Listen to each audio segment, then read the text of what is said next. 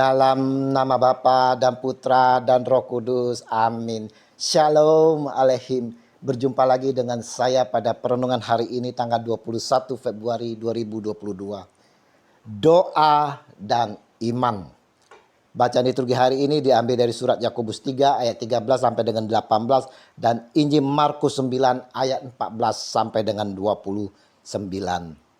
Saudara-saudaraku yang terkasih di dalam kasih Kristus, membaca Injil hari ini saudara-saudara, ada suatu keanehan bagi kita. Kenapa? Karena ada seorang bapa yang memohon kepada para murid Yesus untuk mengusir roh jahat yang ada di dalam tubuh anaknya. Namun mereka tidak dapat, saudara. Kita sering seperti para murid.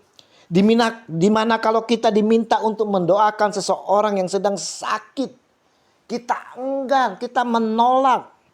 Kita sering menghindar dengan alasan karena tak mampu, tak bisa, dan lain sebagainya. Maka kata Yesus kepada mereka, "Hai kamu angkatan yang tidak percaya, berapa lama lagi aku harus tinggal di antara kamu? Berapa lama lagi aku harus sabar terhadap kamu? Bawalah anak itu kemari." Markus 9 ayat 19. Saudara-saudaraku, perkataan keras Yesus ini saudara juga ditujukan kepada kita saat ini yang seolah-olah tak mampu mendoakan orang, saudara. Pertanyaannya, mengapa para murid ini tidak mampu mengusir roh-roh jahat yang membuat bisu dan gejala yang mirip sakit ayan tersebut? Bukankah para murid telah mengikuti Yesus cukup lama dan belajar dari Yesus? Mengapa juga kita tak mampu mendoakan orang lain yang sedang sakit?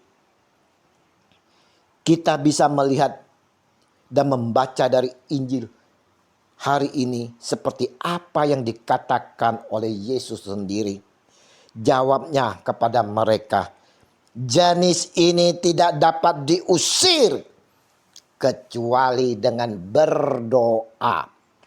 Markus 9 ayat 29.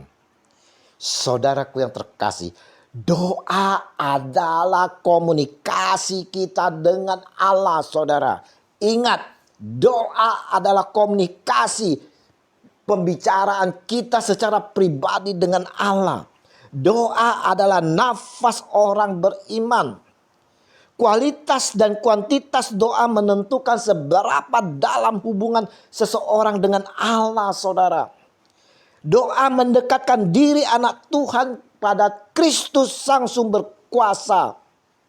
Tanpa dekat dengan Tuhan Yesus, para murid hanya mengandalkan kekuatan itu sendiri.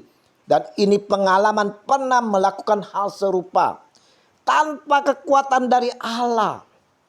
Bahkan bukan tidak mungkin pelayanan itu tereduksi hanya menjadi sekedar debat mengenai penyebab kerasukan setan dan berbagai kendala lainnya. Itu rupanya yang terjadi antara para murid dan beberapa ahli Taurat disaksikan orang banyak dan orang tua yang anaknya terganggu. Dari Injil hari ini saudara-saudara, kita dapat belajar bagaimana relasi kita kepada Allah, kepada Tuhan kita Yesus Kristus.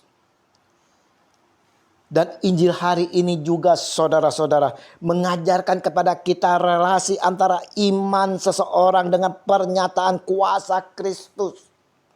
Tuhan Yesus menuntut iman dari orang tua sang anak yang kerasukan setan tersebut.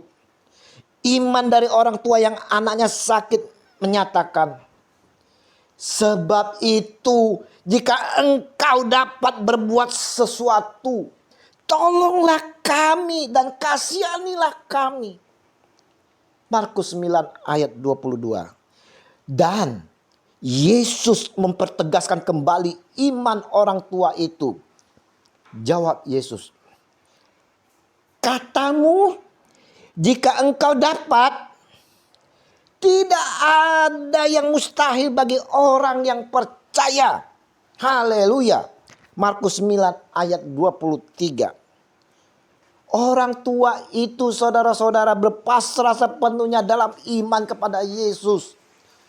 Dan segera ayah anak itu berteriak, "Aku percaya, tolonglah aku yang tidak percaya ini."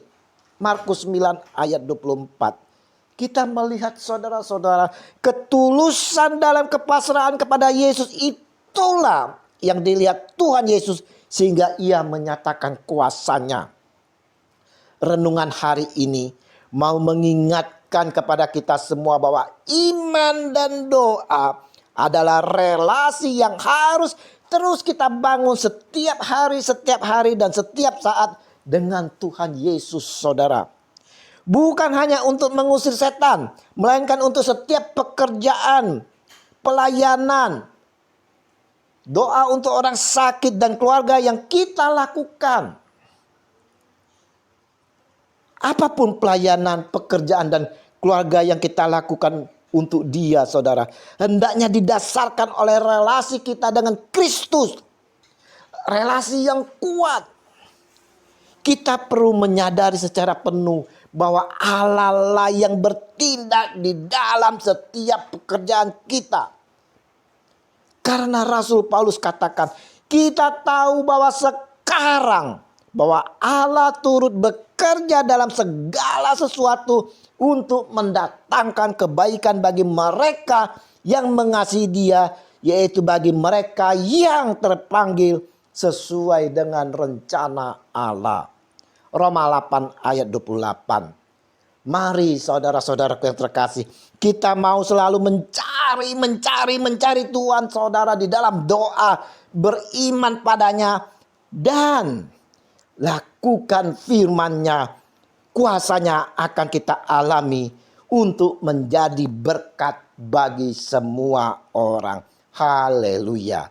Tuhan Yesus memberkati. Amin. Dalam nama Bapa dan Putra dan Roh Kudus. Amin. Shalom Aleihim.